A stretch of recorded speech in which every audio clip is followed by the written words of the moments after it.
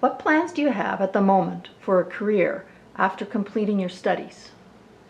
After completing my studies, I would like to have a career as a composer and as a harpist. For my composition, I would like to pursue a career as artist in residence with an orchestra because my true passion with composing is composing for orchestra.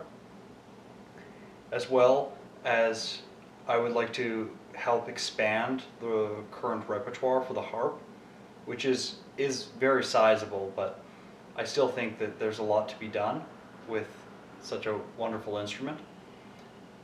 In terms of a career as a performer, I would like to play as a soloist, and I would also like to play in an orchestra as principal harpist.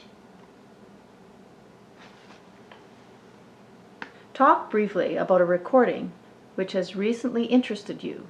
Speak about the performers, the composers, or any other feature of the recording which interests you. The recording that's influenced me the most right now would be Bruckner's Eighth Symphony, and it wasn't the interpretation of the work or the performers in the work that really inspired me.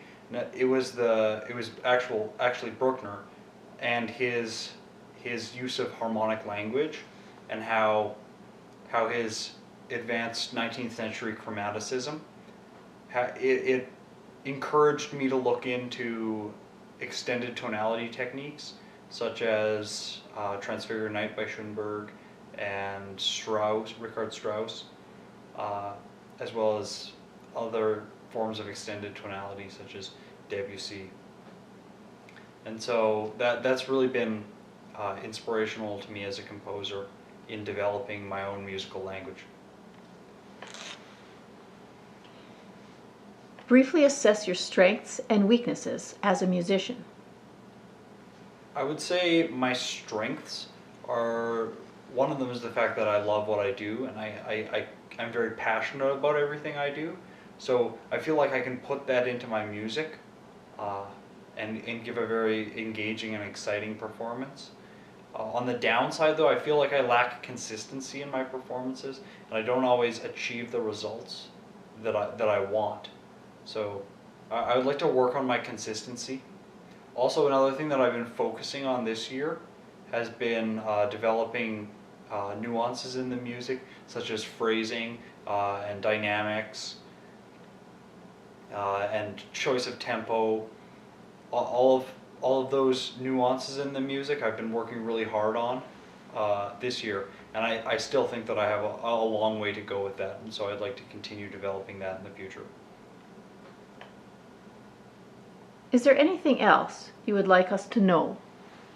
I'd like you to know how much I enjoy orchestral playing. I've been a part of the Calgary Youth Orchestra for the past 3 years now, and I've also been a part of my high school orchestra for 3 years, and I was part of their string orchestra in grade 9. Also, I volunteer with I'm volunteering with the Mount Royal Strings right now, playing a Vaughan Williams piece, and I've also volunteered my time at the university to help university composers premiere their works, and so I I think that ensemble playing is a vital part of every musician, and it's just so much fun interacting with other musicians and seeing other people and playing with other people. Briefly discuss one or two of your favorites in the following areas: composers, performers, conductors, songs, compositions, lyricists, novels, poetry, painting, or other art. First of all, I'd just like to say, at this time in my life, the era that is most interesting to me would be the turn of the 20th century. So, with composers such as Debussy, Stravinsky, Ravel, and I've found all of their scores and their music to be very inspirational to me as a composer.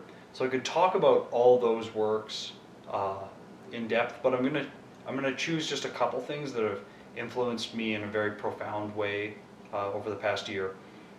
So the first one actually isn't a piece of music; it's a novel by Ayn Rand, The Fountainhead, And the reason why this novel was so important to my life was that I felt like it was a very good document of the creative process, and it talked a lot about modernism versus traditionalism and the struggle that goes on when someone tries to innovate.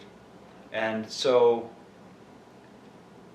I feel like it has encouraged me to always be to find, I guess, a philosophy behind what I do as a composer, and then to be always true to that philosophy and true to my artistic vision, uh, regardless of the pressures to conform that society puts on me.